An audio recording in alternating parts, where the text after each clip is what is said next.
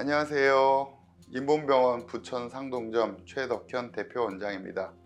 오늘은 석회화 건염에 대해서 알아보겠습니다. 주로 어깨에 생기는 석회화 건염이 문제가 많이 되는데 사실 석회화 건염은 우리 몸 어디나 다 생길 수 있습니다.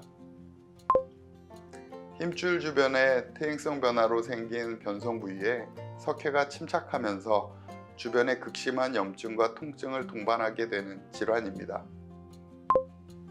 원인이 명백하게 밝혀지진 않았습니다. 하지만 힘줄의 퇴행성 변성과 동반돼서 석회의 침착이 발생되고 주변에 염증을 일으키는 것으로 보고 있습니다.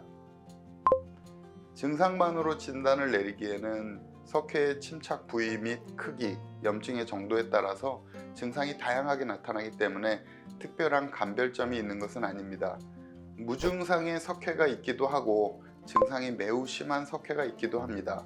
다만 석회가 염증을 일으킬 때 짧은 기간 안에 확 심해지는 경우들이 많아서 별일도 없었는데 자고 일어났더니 팔을 꼼짝도 못하겠다 한다면 석회로 인한 염증인 경우가 많습니다. 일반적으로 엑스레이상 석회의 존재는 확인할 수 있습니다. 크기가 작은 경우에는 초음파로 구별이 잘 됩니다. 하지만 주변의 염증 정도와 심각성을 확인하기 위해서는 MRI까지 필요한 경우가 많습니다. 요 커다란 석회, 그 다음에 요게 작은 석회, 이렇게 엑스레이상으로도 구별은 잘 됩니다. 약물 치료, 체외 충격파를 이용한 물리치료, 주사요법, 수술적 치료 다양하게 있습니다. 증상이 심하지 않을 때는 보존적 치료를 하며 경과를 관찰하지만 증상이 격렬하게 나타날 때는 수술적 치료로 제거해주면 정말 증상이 드라마틱하게 좋아지는 경우가 종종 있습니다. 증상이 심하고 크기가 크면 수술적으로 제거하는 게 깨끗하게 좋아질 수 있습니다.